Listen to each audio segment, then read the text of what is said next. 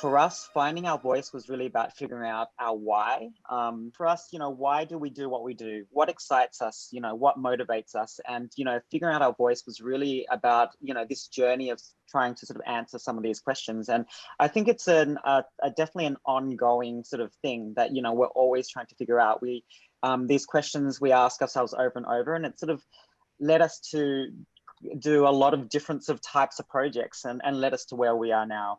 And, we both grew up in Australia, a place that is, really dominated by, geographically by immense sort of wilderness, what we call the outback. And even though we grew up in the city, we were never far from nature. And as kids, we both were the kids that spent all their time in the backyards, lifting over rocks, or at the beach, looking in the rock pools, just to explore the worlds that sort of lay inside. And when we met at design school, we realized we had this shared awe and wonder for the world around us, especially the natural world, and how it worked, and and we had this sort of curiosity about the world, and so we've sort of been working together ever since, and wanting to share and infect people with this same wonder and curiosity about the natural world. So our mission is to really shift the way that people see their relationship to nature, to understand that we are and not separate. We believe this sense of disconnection is what is causing its destruction.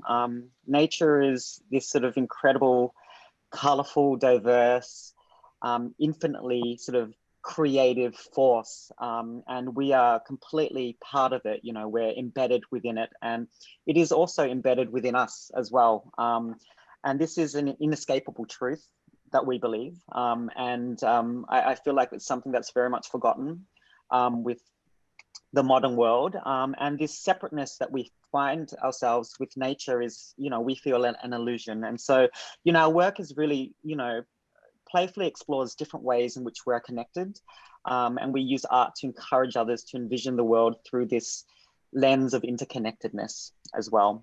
This project is called We Come in Peace. It's really, really special to us. It's it was commissioned to coincide with World Pride Month in New York, and it was the 50th anniversary of World Pride in New York last year. And it is a screen-based work that takes the form of a virtual dance party. And for this project, we wanted to celebrate the inseparable connection we have to other life forms, both human and non-human.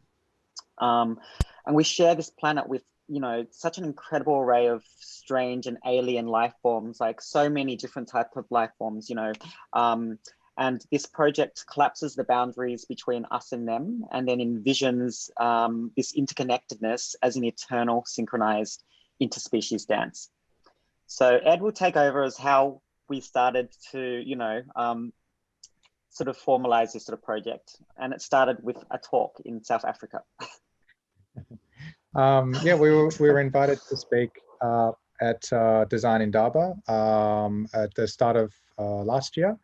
And at the time, sort of just before that, we'd been traveling a lot, and we just bought a 3D scanner, just like a cheap little 3D scanner that attaches to the iPad. And we'd just been scanning a lot of people, and a lot of really amazing people, a lot of really interesting people. And we didn't entirely know what we were going to do with these things, but with these scans. But Design Indaba came along, and then there was an opportunity to show some work. And so, admittedly, we did pretend a little bit that we probably were further along with this project than we were. And so we said that we had this project, and we spent a month sort of frantically sort of putting it together. And it was sort of the birth of this project, and actually in a way the birth of, we've worked in real time before, but working in a game engine, we hadn't really done a lot of that. So this project really pushed us off in this new kind of direction for us in terms of really working in real time.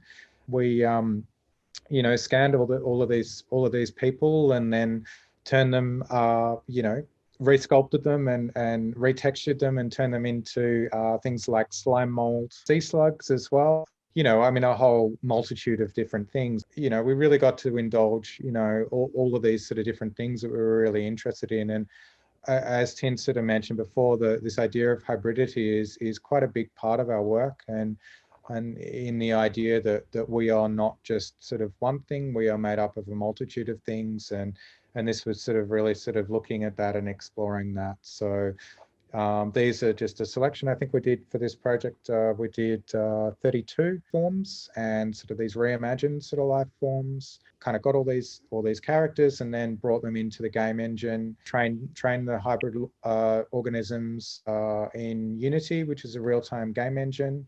So trained them to dance. Essentially the final work, so with design in Daba, it was a single channel, and then that led to a 16, another commission, 16 channel LED screen in the glass atrium at Pier 17. And that was really kind of like, you know, technically quite challenging. Like, how do we create sort of an immersive space? It was a beautiful space because it not only did have the LEDs, it also had sort of windows which sort of started to reflect everything. So it really became a really quite sort of immersive dance kind of performance. So I mean, the intention of the work is this really celebratory sort of work that celebrates how we're connected to each other as humans, but also to all the other different life forms that we sort of embedded within it, you know, from slime mold to sea slugs to, you know, to fish, to fungi. There were so many different sort of organisms. And, you know, one of the things that we're really thinking about is that even though we like to think of ourselves as these sort of individuals, we ourselves are also these hybrid organisms. You know, our body is actually made up of more bacteria and fungi than there are actually human cells. So there's actually more of them that make up us than there are of us. And I think that that's sort of a really interesting sort of thing to think about, is that, you know, we ourselves are also ecosystems. And, you know, we're sort of thinking about all these different ideas in making this work, which is really a celebration of how we're all sort of connected to, you know, all these different sort of forms of life.